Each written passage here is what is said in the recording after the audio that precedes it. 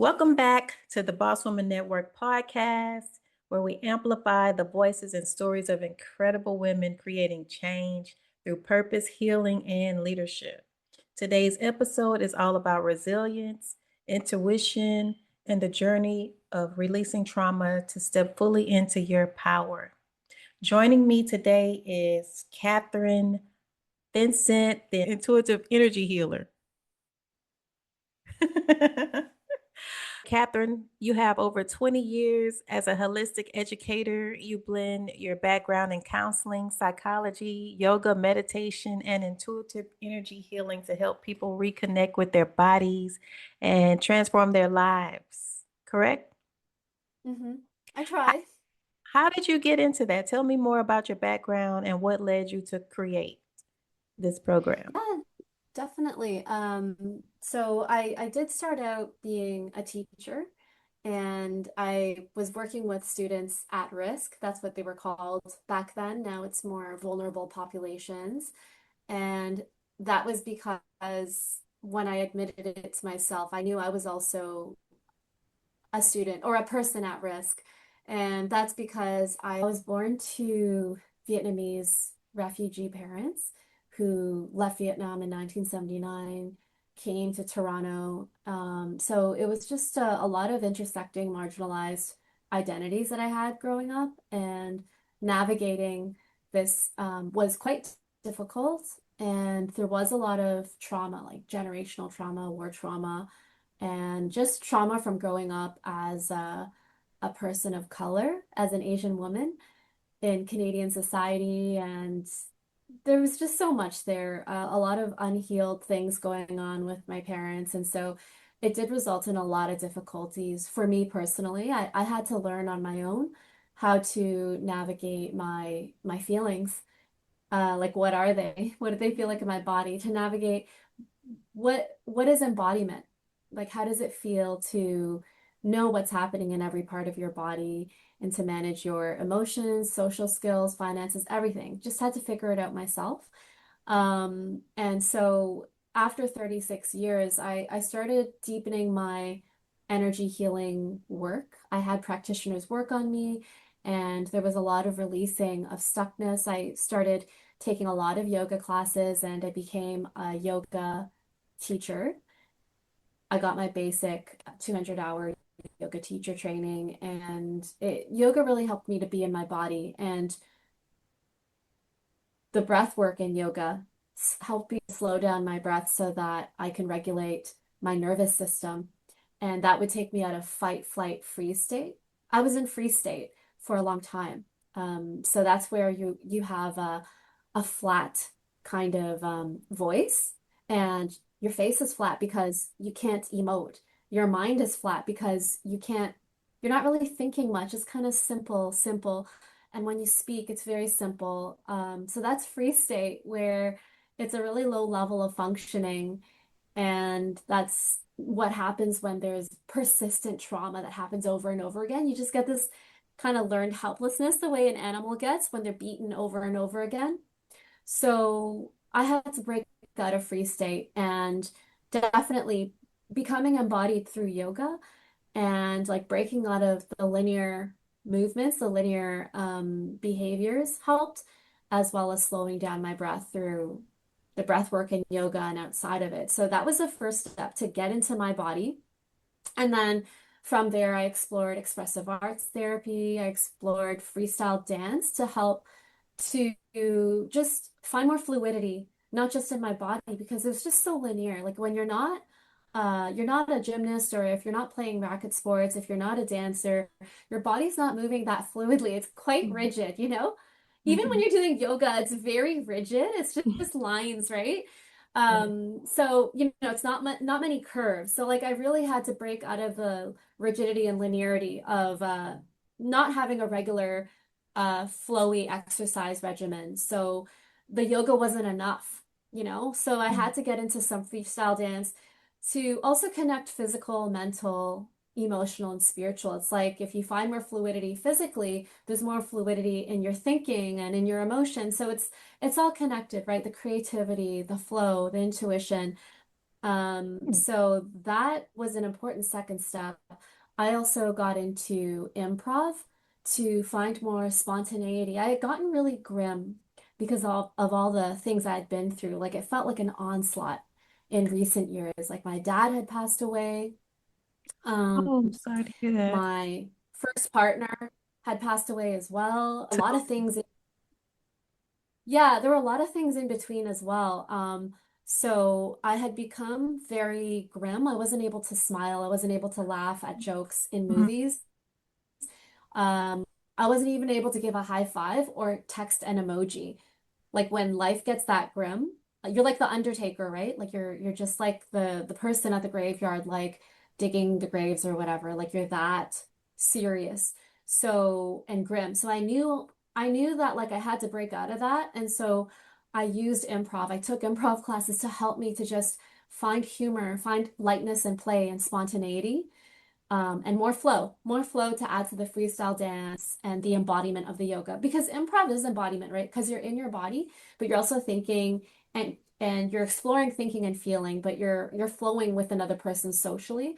So it was good for me socially as well because I had learned to turn away from people from all the difficult experiences I had had. I had learned to just kind of lean on God, my mm, version of God, which is just higher power, right? Like I don't mean it in a religious way, just, spiritually, the highest power, or source. So I had learned to lean on source, and I just kind of turned away from people because at that time I guess, I didn't realize that I was a magnet. Like you attract whatever subconscious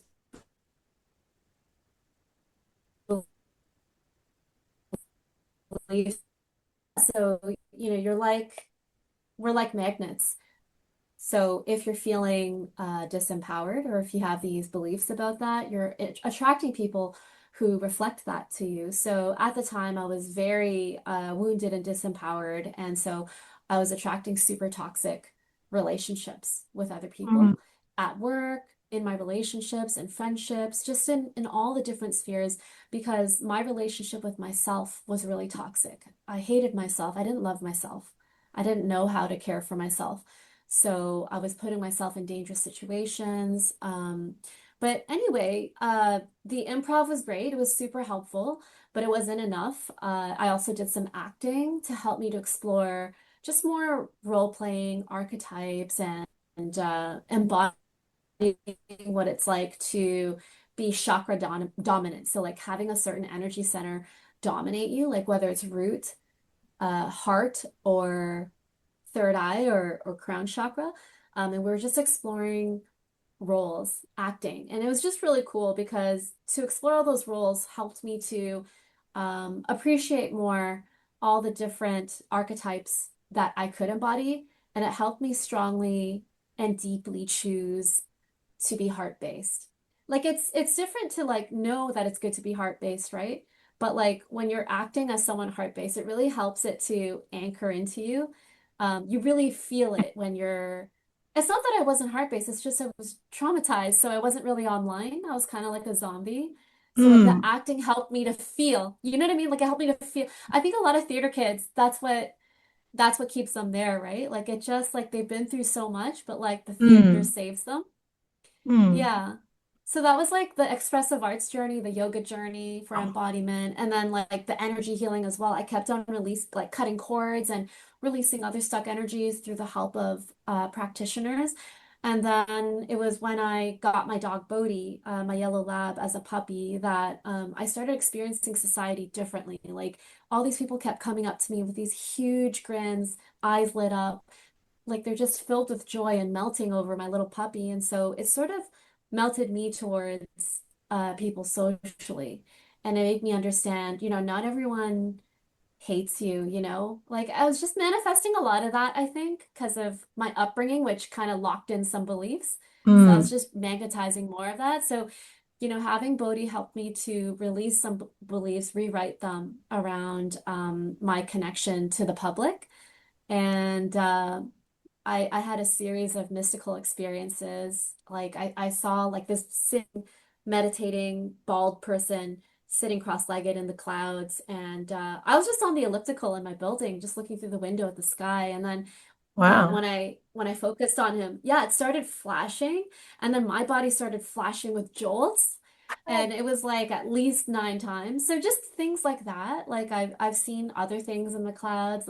All the lily pads have like opened up a couple times when that Hmm. never happens and there was no wind.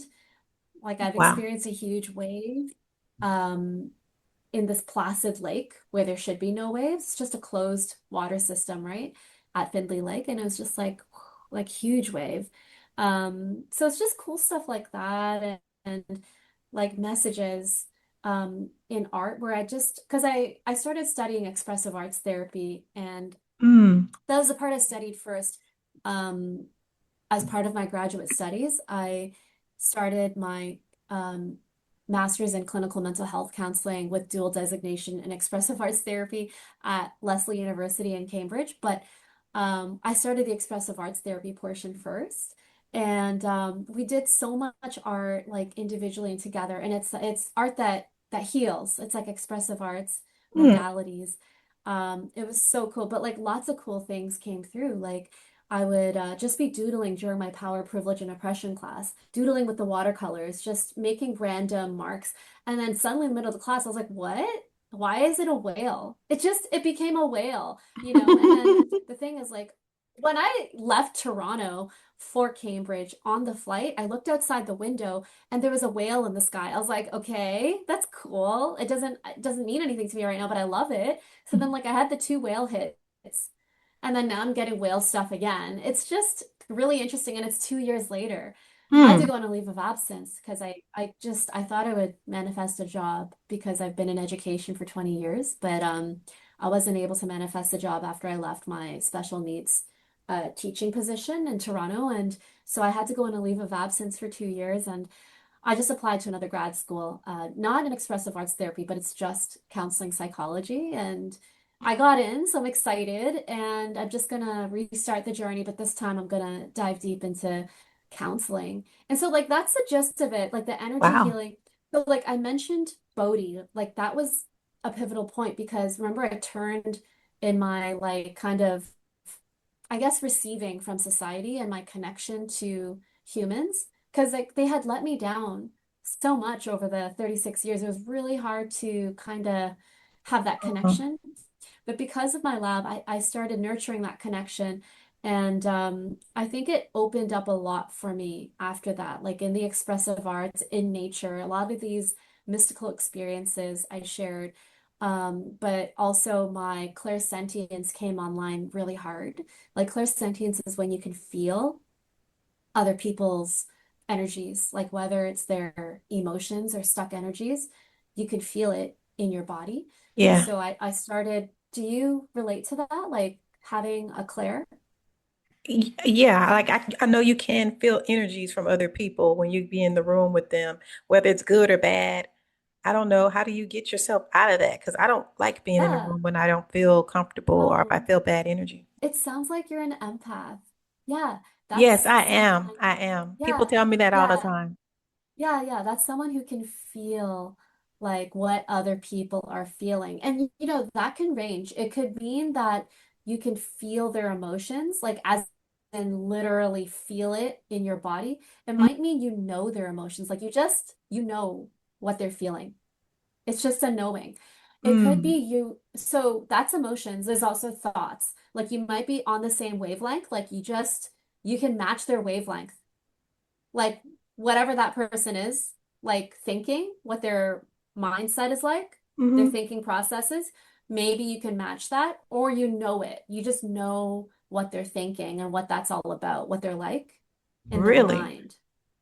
That's Yeah, there's definitely, more. wow. That's definitely a There's technique to know how to match somebody's what they're going yeah. feeling. Yeah, but you might also be able to kind of connect with them in other ways, like that you might kind of really know what it's like to like be in their cells. That's called a molecular empath. So there's so many types of empath. There are empaths who really connect to machines. Like, you know, there's always that person who's great with the printer or the photocopier and no one else can get it to work. So Mm-hmm. that person's like a machine kind of empath. They're just really, they've got the Midas touch. And then there are people who are really connected to crystals. There are people who can see ghosts. So there are so many, and there are people who are really connected to nature.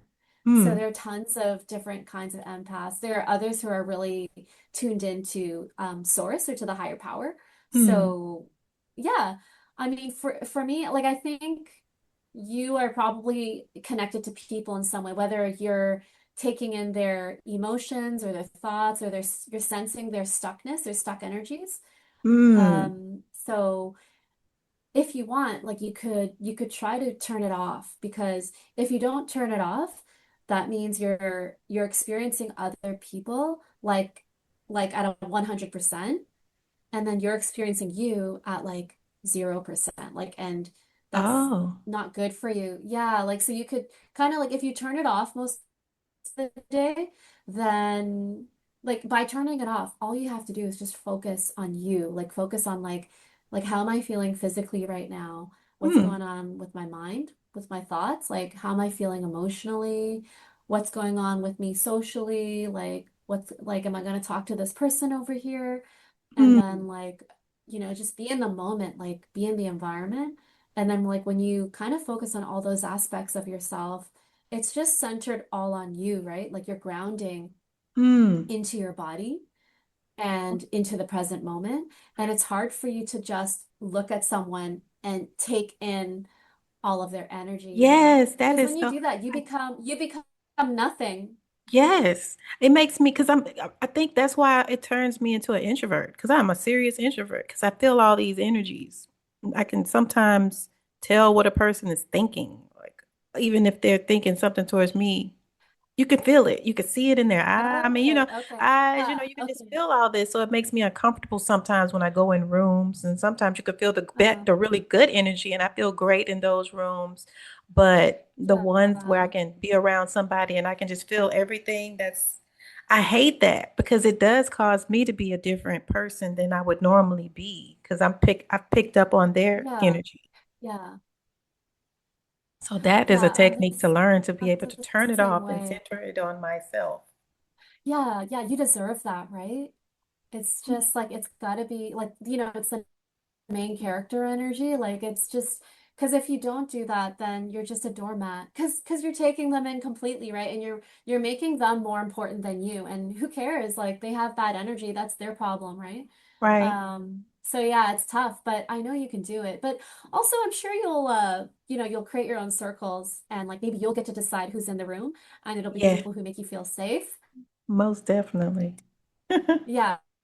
I would like to ask, how did you learn how to tap into your chakras in your third eye? I think you said something about your third eye and be able to tap into those different areas. Well, like it helps to just look at a diagram, like maybe watch a video or an article. Like for those watching, like just get to know the locations of each chakra. Like think of it as an energy center. And it contains information. So for example, your root chakra is at the bottom of your spine or where your Mm, perineum is, just bottom of spine, like around the glutes. The glutes are part of your root chakra. Your legs are part of your root chakra. So root chakra has to do with physical presence, physical health, physical vitality. So it also has to do with abundance and prosperity and like fashion sense. It's just about your presence, your physical presence in the room. So you can focus on it. Just bring your awareness to that chakra. That's all you have to do. Bring your awareness to that chakra. Take a few slow breaths. And if you want, you can close your eyes and see if anything comes to you in your mind, or just notice if any emotions arise, or check in to see if there are any physical sensations.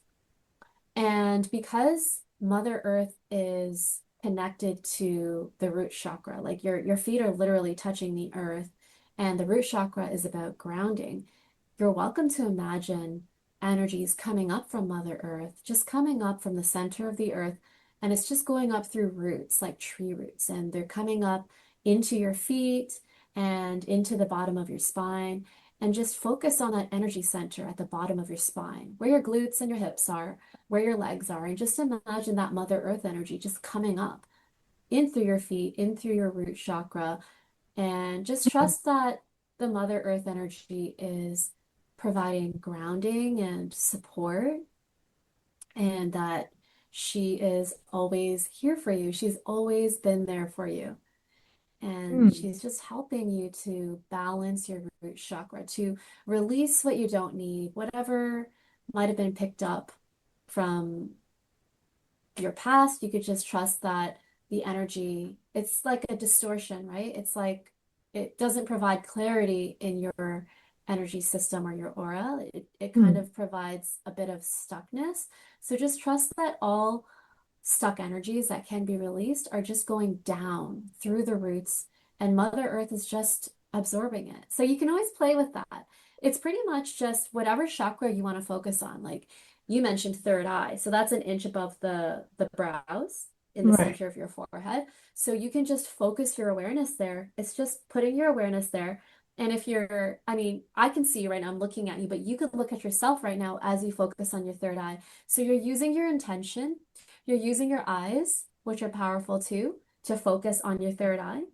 Mm, So intention and eyes, you can use your breath as well, and you can use your hands. You can put your finger or your hand or your thumb on it, on your third eye, and just trust that you're channeling energy from source, right?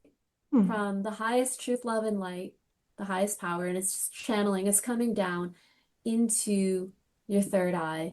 And you can also imagine the Mother Earth energy coming up through your feet, through your root chakra, into your third eye as well. So it's just about focusing your awareness there, using your intention. And if you I'm use definitely your going to breath as practice. well, yeah, you want to try it? Or have you been trying it? I could try. Yeah. And so, yeah, you could focus there on your third eye. Well, which chakra are you interested in exploring? So, third eye here. Your third eye? Okay. Okay. So just bring your awareness to your third eye and just trust that source, whatever you want to call your highest power, source is bringing that energy down through a waterfall of light. It's just coming So you have to down do like this. from. Oh, I love to be expressive. You don't have to. I Okay. love to. Only if you like it. Only if you like it. No, I like Okay. it. But like, yeah, just imagine it's coming down and it's coming into your third eye. And yes, you can put your finger there and you can imagine that energy is also coming down from your head, down your neck and arms and wrists and through your finger into your third eye as well. Mm. And you can imagine focusing your eyes on that area if you'd like to open your eyes. But you can keep them closed and just focus on your third eye and just have the intention of finding balance in your third eye. And that means you're releasing what can be released and you're receiving what can be received. And if you're willing to release any stuck energies that can be released I right can now, definitely feel the just energy. express it. Woo, that's amazing. Isn't that Yeah. magical? I definitely felt Yeah. that energy. That is so cool. Yeah, that Yeah, was pretty neat. see how easy it is? That's This is amazing. like a vibration or Like, something. Like a yeah, some yeah. type of vibration. That's so that's so lovely. I'm That so is so happy that you can cool. feel it. Yeah, yeah. Yeah, and because you focused on it, like the third eye has to do with your vision. It has to do with your thinking. Mm, So we have the left brain and the right brain. So it's balancing your thinking. It's balancing your left brain logic, analysis, categorization, structured thinking, mm, linear thinking. And then it's also balancing your right brain, which is more about creativity, intuition, integrative, symbolic, abstract thinking. So they're both really important. And in the West, it's wow. more like left brain, like the engineers and the doctors are very like linear, they're very logical and analytical. And like we tend to be too, unless, you're kind of right brain dominant, like you're an artist or a dancer. Yeah, true, true, true. Right, right. I think I'm more of the creative side. Okay, cool. So yeah, you're really connected to your right brain. And if you wanted to tune into the right brain aspect more, like just kind of activate that and amp it up, you can always breathe through your left nostril. So you just think about crossing over. You can close your right nostril and just inhale slowly, like On the five left second side? breaths, 5 second inhale. Yeah, breathe through your left side to activate the right side. The right brain connects to the left side of the body. The left brain connects to the right side. But Wow, you that's could just different. breathe slowly. Yeah, if you ever feel like I need a burst of creativity, but it's not just that, it's also relaxation. The right Mm, brain is associated with the parasympathetic nervous system, and it helps you to find rest, to digest, to just focus and relax. So it's great for when you're stressed out as well. mm. That's pretty cool. That's pretty cool. Yeah. So for our listeners who feel disconnected from their body or spirit, where can they begin? Just a I starting would process. Well, just to persuade them, I would read some near-death experience books. Like, and they're online too as articles, and they're probably on Mm, Netflix and on YouTube. There are so many near-death experiences that are chronicled, they're collected, and then it paints a beautiful picture of the life in between lives, just to give them a perspective where they can zoom out and see, oh, like I chose to be in this body. Like I chose this life. Yeah, it's been a shitty life. It's been so hard. I'm not embodied. I'm disconnected from my body and from spirit, but like and nothing's gone right. But like, oh my God, like these books are telling me I chose this life. I chose my body. I chose my parents. mm, 'Cause yeah, it turns you into the hero instead of the victim. mm. Instead of woe is me, all this shit happened to me. It's just like, oh, I designed this so I could become a leader, so I could help others go through who went through the same thing. Oh, that's good. So that's basically what you do. You help people get connected. So you consider it a near death experience because you're dying in the spirit, basically. Is that what you're saying? Well, well, I'm saying that people have near-death experiences. Oh, okay. I haven't really had one, but they are researched. The ones with near-death experiences, like they might die and they might come back. Oh, But then when okay. they come back, they have experiences of the other side. And then all these researchers are just kind of logging it and categorizing it. And then it's painting a picture of what life on the other side is like. And there's a lot of purpose and organization, a lot of beauty and love and support on the other side.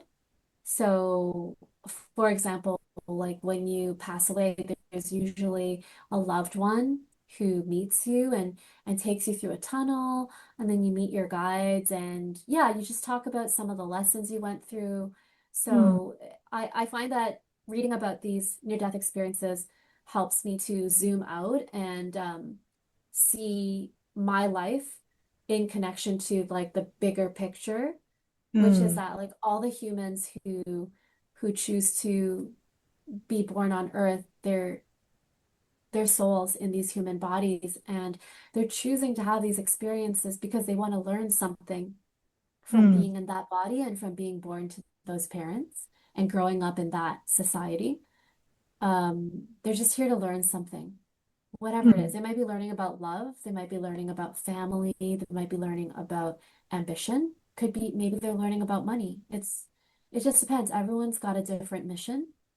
So that would be one recommendation. And then another one would be just take care of your basic needs. Like make sure you sleep well, make sure you eat well. Like you might need to see an expert to help you to figure out like what works for you, and make mm, sure you're exercising in a way that you like. Like it could be pickleball, it could be rowing. Who knows? It's unique for everyone. So I think to get back into your body, you need to move your body, but you might as well move your body in a way that you like. mm, So like that could be dancing. And I think that's the biggest one. Like a big an easy technique you could do is progressive muscle relaxation. So you could just scan each part of your body from toe to head and just progressively just tense up each muscle that you get to and then release it. So for example, starting with the feet, you'll just tense up your feet as you inhale. You might hold it for a few breaths and then release when you're ready. And then there's this release of tension. You notice the before and after, but you're also very much in your feet. And then when you're ready, you move to your ankles and then your shins and calves, Mm.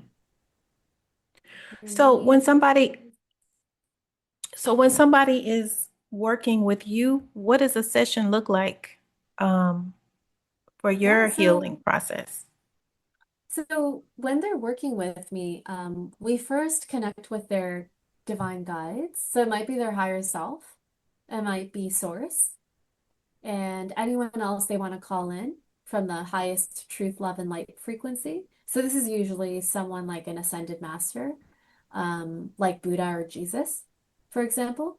And then after we call on their divine guides, we also set an intention for the session. So it's just a short goal that they have, and it could just be like to have more self-love, to use my power effectively in my personal life, to have more physical health in my public life.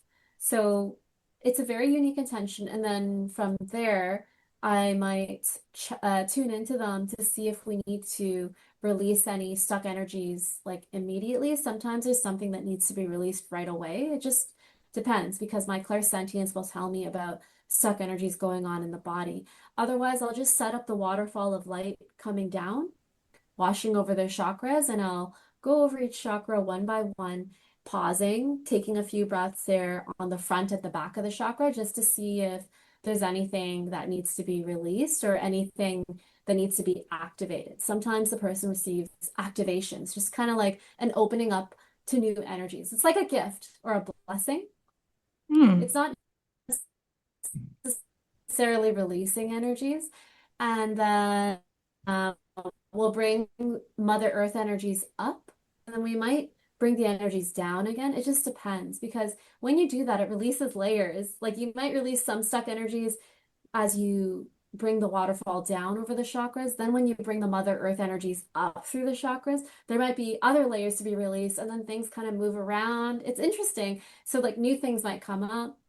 And then I might get into balancing the divine masculine and feminine energies. So I'll bring down some gold and silver light ribbons that dance together. And it just helps to support more Hmm. release, more receiving, more recalibration, because I think there's just a lot of brainwashing around with like being like extreme in one way or the other. And like there really isn't a lot of focus on just balancing both, Hmm. balancing both divine masculine and divine feminine. Like if you think about left brain and right brain, just balancing left brain and right brain, like the logic analysis and categorization, and just balancing that with the creativity and the imagination, the integrative symbolic thinking and the feeling. So we'll balance those. We might connect heart to mind because sometimes often there's a disconnect. If you Hmm. noticed, some people might be talking from their head, others are talking from their heart. Like you're clearly talking from your heart, like you can hear it. You, Hmm. you know what I mean? When someone's talking from their heart? And you could feel it. Yeah, Yeah. yeah. It kind of comes from here too, right? Like when I you guess talk it from your does. heart. Yeah, 'Cause you can feel it. And they're speaking yeah, from the heart. yeah. It Um, can be a little nasally if you're not in your heart voice. mm, Because your heart, because you're kind of stuck up here and the voice is coming from there. So yeah, stuff like that. And we might remove some entities. Um, yeah, if you think about it, like humans aren't the only beings in this world. Like a lot of people have experienced ghosts. And there are other entities as well. there are what? There's some other entities as well that I can be do believe in released. that. I do believe in Yeah, so we might release some entities, and then yeah, we might add in some more energies. Like when you release energy, you need to add in new energies to fill in the void. it. Mm, Otherwise, the same pattern might continue. So it's always you got to fill in the energy center or like the area of your aura with new energies if you're going to remove significant amounts of energy. Because sometimes it's more of a major, it's sort of like an energetic surgery. So like when you're moving entities, that's really major. When you're cutting a cord of attachment, that's major too. So by cord of attachment, I mean, when you focus on someone for even a minute, you can create a cord to them and just some like unhealthy things can go through that cord, like maybe some subconscious beliefs that were set up at the time that you made that cord with someone. Like, let's say you're obsessed with a celebrity, right? And then like you think about them for 2 minutes, um, because you read an article about them, right? But you might have been worshiping them in that moment. Like maybe in that moment you were giving your power away, saying, "Oh my God, look at how cool and beautiful they are. Look at me. I'm nothing." Whatever, right? You think about something, it's disempowering to you. So that cord has been set up to that celebrity. And then like that subconscious belief, like I'm nothing, will just run through that cord. So it's good Mm, to cut the cord mm, when it's available to be cut. So like the guides will, your guides, the participants' guides will give me information about what needs to be done. Like, is it a cord that needs to be cut? Is it entities that need to be removed? Is it other stuck energies? And so, yeah, I hope that gives you a bit of yeah, a that picture. does. Have you ever had a client that came to you that had the same feeling that you had when you had to go through all the things that you went through to kind of find yourself again and get back to a spiritual, healthy place? Did you Sometimes, ever? yeah, sometimes. Yeah, I draw people with who've gone through similar things, who've gone through worse things, a lot worse things. Oh, wow. And yeah, and sometimes, yeah, we're just kind of on the same wavelength, Mm-hmm. like, and we're on the same path in terms of what we're experimenting with now and like the kinds of things we're going through now that are like negative or positive. So Right. it's cool. It's like a mirror. But Mm, yeah, I do attract, healers. I do attract healers like mm. intuitives, empaths, Yeah. they're already quite connected. Right. Um, it's interesting, I've been on a couple of podcasts recently, and everyone has been a sensitive. It makes sense, right? Because podcasters are very in tune with the person Sensitive. they're interviewing. Yeah, yeah, Yeah. yeah, I guess maybe that's why we started podcasts. I don't know. We had a lot to get out. yeah, yeah. It makes sense. So, how long when you were working with somebody that may have been through more than what you've experienced, what is the process as far as like how long does it take them to get back to a spiritual and mental healthy space? It depends. You know what? I'm just a channel for the divine energies to come through. So I think it's a matter of divine timing and divine orchestration and divine Mm. destiny. I think for some people, it might just be like a 5 minute thing where I No might give way. them, well, yeah, I think Five it's different for minutes? everyone. Yeah, no, okay. I was exaggerating. It could be 15 minutes because I was offering a bunch of free 15-minute sessions um, over a couple weeks. So I helped quite a few people and they experienced significant changes in those Wow, 15 that's minutes. I amazing. know. Yeah, and I'm just thinking, you know what? Like Source doesn't, they're not gonna worry about like, oh, there's only 15 minutes. They're just gonna give it to them if it's time. Like if they're ready for the transformation, they're just gonna give Mm, it to them. And even if it's 15 minutes and it's a free session, right? It's just what was meant to happen. And then for others, it might be like a 1 hour session, or it might be a couple. Like I do a lot of exchanges with my energy healer friends because we took these medical intuitive mentorships together with mm, Patrice Christofiev and Amy Elizabeth. So we do a lot of exchanges, and it's a sense of releasing layers, like mm. it's a sense of like one session is really wonderful and it gives us a lot to keep going. But if you're up for it, a couple more sessions really helps you to kind of release more layers, like deeper layers, like because Wow. we picked up so many things over the years, right? Right, And right. it's just nice to address that thing from childhood or like the big cannonball from your mother, for example. There's just a lot. There's a lot. And That is a one lot to session unpack. is a lot. Yeah, you'll feel a lot lighter with one session. Often when people just have one session, they release a demon or they release something like a huge cord or something. And like it Oh. was holding them down, but like now they're so much lighter, right? But then, Hmm. like after that, maybe that person might have some sessions to awaken intuitive gifts, to release more stuck energies, maybe energies around disempowerment, around staying small, Hmm. or just poor relationship with self, poor relationship with friends, poor relationship with partners. And so those are different intentions to explore in other sessions. Wow. So my That's answer is it depends. It totally depends on like how open you are to lots of sessions and what your divine guides decide for you that you're going to get, you know? wow. That's still amazing.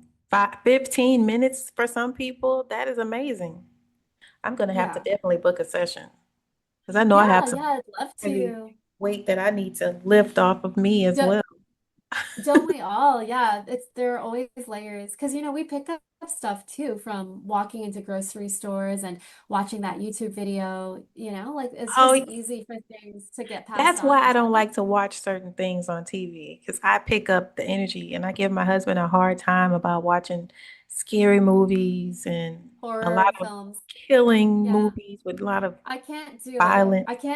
I can't watch Squid Games. I can't like listen to the crime podcasts anymore. I used to do that stuff, but yeah, it's impossible at this point. Like I need lightness and humor if I'm gonna watch something. And I Yes, just read the news. I don't watch the news. I just read the articles because at least I'm in control of what goes into my true. subconscious. Like I'm just True. reading words, right?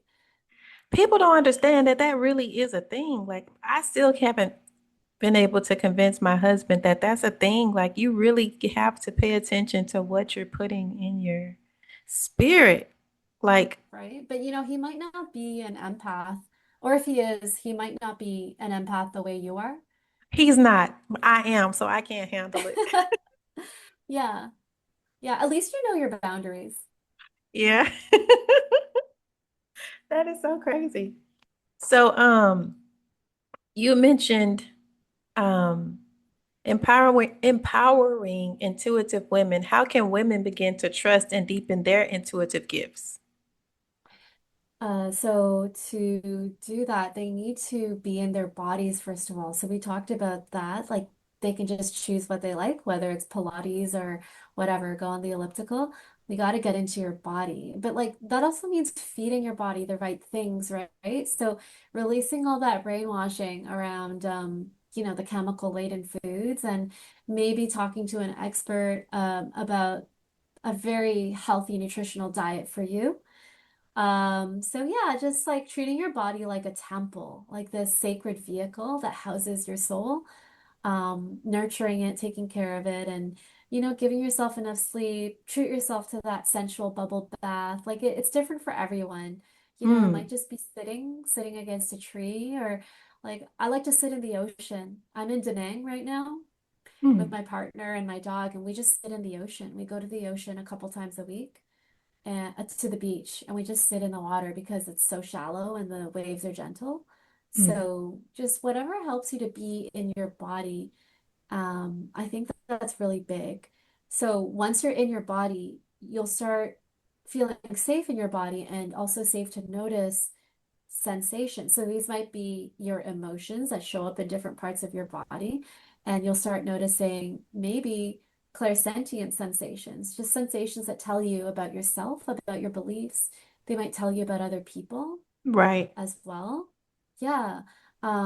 And then you might be like, once you connect to your body, you can connect to your mind and emotions as well. Just practice going back and forth between what's it like to be, how's my body doing right now? How's my physical self doing? And then, okay, how's my mental self doing? Like, what thoughts are happening? Is it monkey mind? Am I calm? Like, am I focused or am I like just a little confused and foggy? And then jump to your emotions. Like, how am I feeling today? Like, literally, like, what is one emotion I'm feeling? And for a lot of people who don't feel safe in their emotions, totally understandable because of everything they've been through. Right. It's really hard to start. with what emotion am I feeling. They're just used to feeling numb and kind of miserable and depressed, you Right. know, like that. You can't put a finger on it, but basically the emotion is probably miserable. Like just like because it's been so tough, right? Like there's Right. been a lot going on around the world, so I think a lot of people are feeling really frazzled and sad and Yeah. angry and betrayed. They're grieving. There's so much, right? If they are Right. willing to look within. But I think it can be so overwhelming at first to face yourself that like there's a lot of running away. You know, the running away can be like TV, it could be drugs, it could be sugar, it could be anything, right? Any Mm. kind of distraction that keeps you from perceiving yourself truly, you know?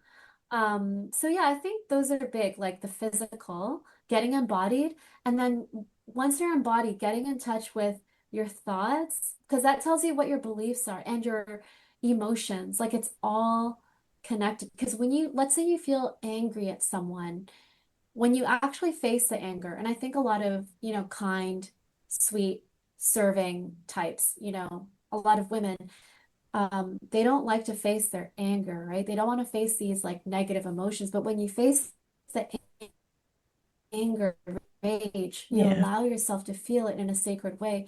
It helps you to understand, well, I got mad because they crossed this boundary of mine, which tells me that I have this value and they don't. They have a different value. So like Right. it's just when you are willing to kind of unpeel it a bit, it teaches you so much about yourself when you have that anger. And it's good to express it. Like if you haven't screamed, if you haven't raged in a long time, that might kind of, I don't know, create some stuckness around your throat chakra. Because it's just Really? healthy to express whatever it is that you're feeling. It's healthy to just acknowledge it and feel it. Even if it's something that's frowned upon, like yelling or whatever it is, rage, it's okay to just, or jealousy, like just lean into it. Like in, I learned in expressive arts studies that it's good to just like lean into it. You might play with it, you might act it out, like, you know, a really like exaggerated version of jealous, you know? You might Mm. look into like that person you feel jealous of, like, what is it that you admire in them? Like, what is it that they have that you feel you don't have and that you kind of, you know, want and feel jealous about? Like, so there's a lot you can learn Mm. about jealousy, you know, Yeah. about what your desires are. Like, that person can be a mirror for you. And hopefully, you can turn it into like being a fellow cheerleader, like just ending up like admiring them and supporting them. Stuff Yeah. like that. Like, so just kind of connecting to your body, your mind, your emotions, and being able to flow, like go back and forth between them Mm.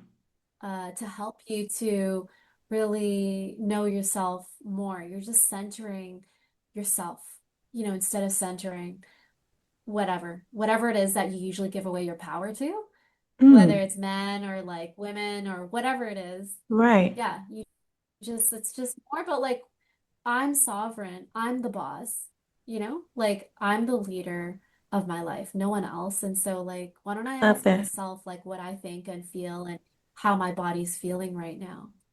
I love it.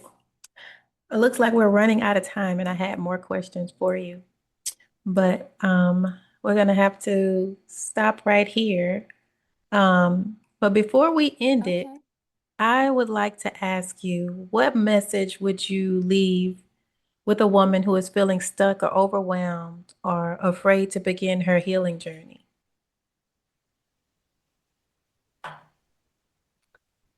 Wow, I hope that she would have a safe circle of people surrounding her and she could lean on whoever makes her feel safe.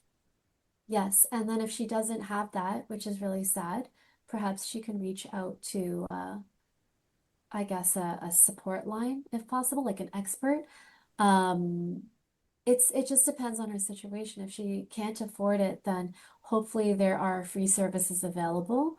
And if not, I would suggest honestly Facebook or Threads, like just a social media platform where there are lots of caring experts around actually who would take a bit of time to talk to her on the phone and guide her through it. So I would say lean on a safe community, and these safe communities can be found on certain social media platforms if she doesn't have that safe circle. And then if she doesn't want to do that, that's fine. I get it. A lot of people hate social media, and would stay away. Then I would suggest leaning on her higher self, like maybe just writing a letter or saying a prayer to Mm, our higher self. By higher self, I just mean that part of you, that observer part of you that like is still there.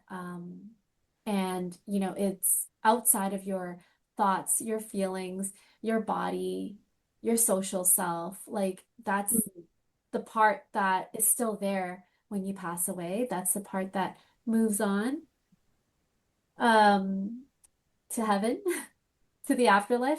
So you could talk to your higher self and just pray, ask for help, and if you're up for it, if you believe in a higher power, I know a lot of people don't, I get it, then yeah, pray to Source, your name for Source, and just ask for a miracle, ask for help, and you might be surprised by what comes through.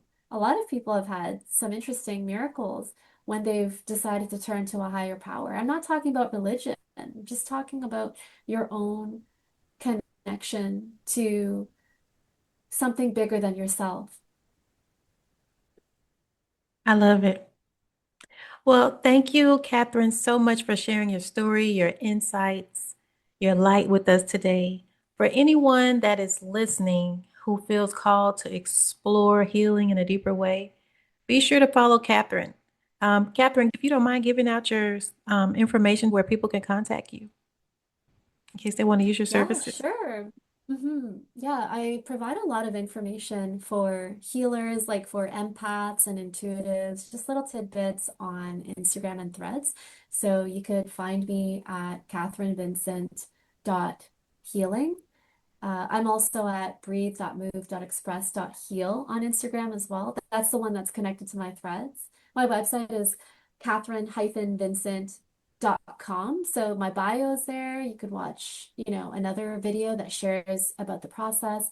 And yeah, I'm just totally available if you have any requests. I love to create content to help people to move forward. So if finances are an issue, I'm still here for you.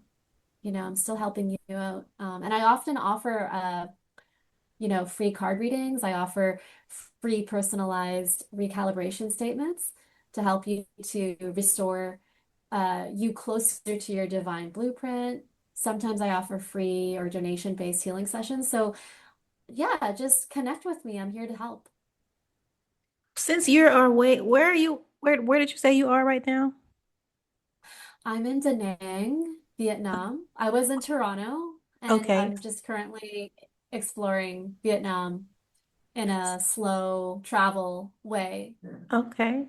So if someone Yeah. is in the United States like me that would want to use your services, but we're on different time frames, what are the hours that's best to reach you if they would like to work with you? Well, yeah, if they're Central Standard Time, they're 12 hours behind. If they're Eastern, they're 11 hours behind.